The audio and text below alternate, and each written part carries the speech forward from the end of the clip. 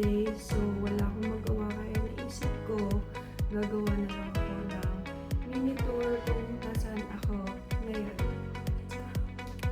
Ayan, so nandito ko sa tapat ng room ko, dito ko sisimulan. And paglabas ko, ito yung view ko. Ayan. Sana narinig niyo ko kasi wala pa akong mic. So anyway, punta na tayo sa beach. Konting lakad lang tapos nandun na ako agad. By the way, yung pinag-i-stayan ko is staff house siya. So, hindi siya yung guest room kung saan maganda talaga. Kaya, baka iniisip yung pangit naman ng rooms dito. No, magaganda rooms dito. Maybe next time gagawa ako ng ibang video kung papayagan nila ako ma-videohan yung ibang guest rooms dito. So, ayun na nga.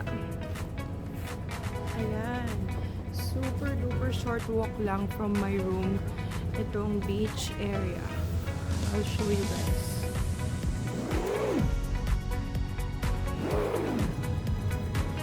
Medyo mainit ngayon.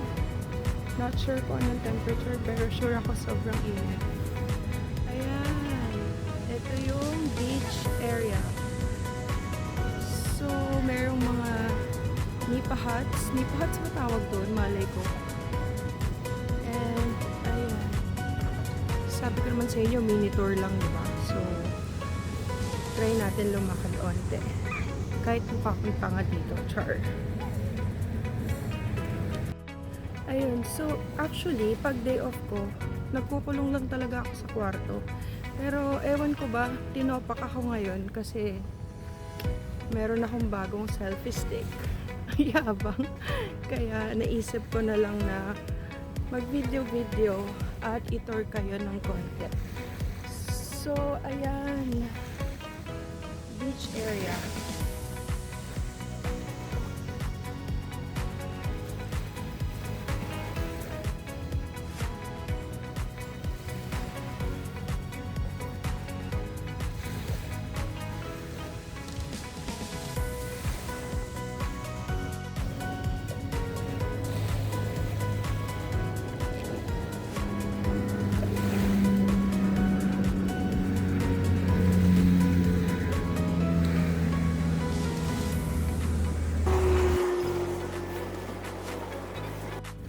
Ayan, so dito sa resort na to, meron ding beach bar.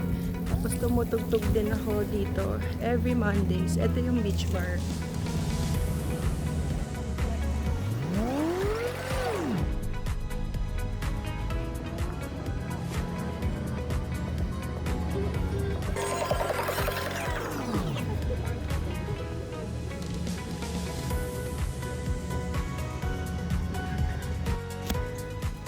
Ayan. So, meron din ditong mga water sports like surfing, jet ski, and everything.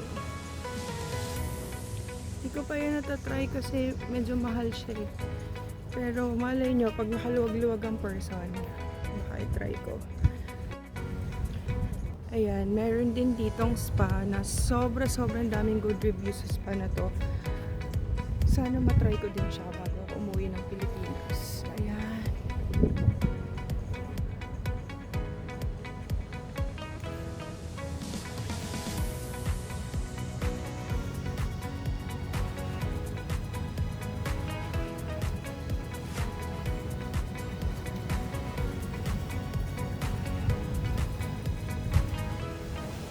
There is the little spa. Okay.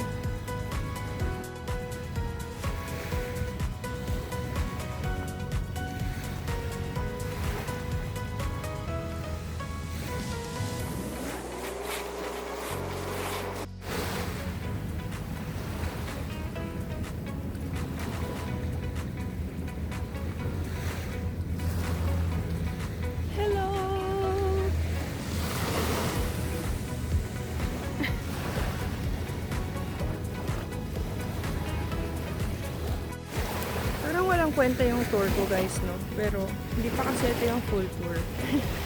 Full tour, nagpa-practice pa lang ako. Ayan. So, eto siya.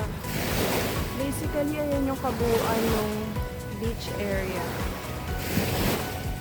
sobrang clear talaga ng water, as in makikita mo even without a snorkeling mask yung mga isda na lumalangoy lang. Kasi sobrang clear talaga ng waters. Pakita ko sa inyo yung view of the entire beach area.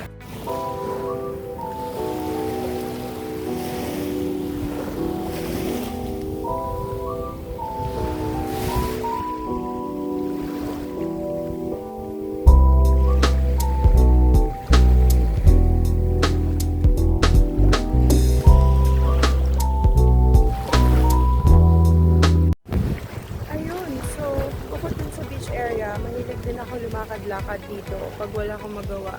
Sa parang bridge. Ayan. Ang tawag dyan sa mga yan over the water cabins, if I'm not wrong. Hindi ko sure actually, pero ayan. Meron siyang mahabang bridge, tapos minsan nag-jogging din ako dyan pag umaga. Kala mo talaga totoo. Anyway, ayun. Sobrang ganda talaga ng tubig dito. As in, nakaka-relax siya. Nakalimutan ko kahit pa paano yung mga naiwang problema sa Pilipinas. Diyos ko! So, eto yung view!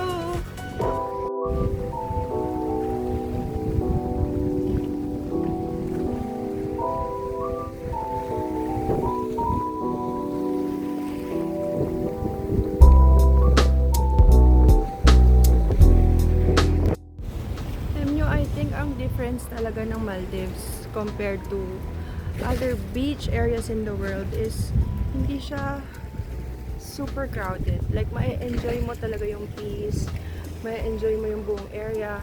Imagine at Friday ng 3 PM right now local time. Solo ko yung buong bridge. Solo ko yung area na to. So, 'di ba? Hindi siya overcrowded. And we're almost full capacity at this rate. So meaning, binibigyan talaga ng value ng resort yung mga taong pumupunta dito. Like, yung full capacity nila doesn't mean na overcrowded na. It really means na it's enough people for you to enjoy the whole area. Again, I'd like to emphasize, on a Friday, 3 PM, solo ko guys yung area. Like, walang ibang tao. Siguro iniisip nyo kasi mainit or what. But no! People came here because of the sun. And hindi lang talaga siya overcrowded. Kaya sobrang ma-appreciate mo talaga. Look at the view.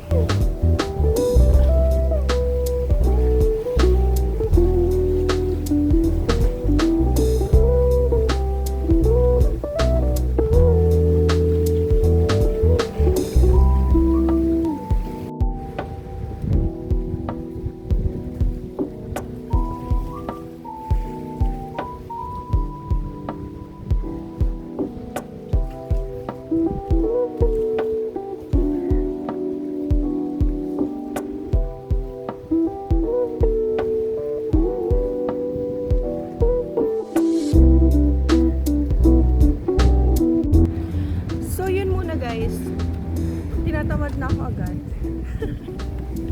Hindi, joke lang. Kasi pa-practice pa lang talaga ako kung paano gumawa ng tour na yan. Pag-aaralan ko pa, and kapag nakagawa ko ng mas maayos, definitely po-post ko agad yun. For now, eto muna. Next time, promise, mas maayos na tour yung gagawin ko. Bye!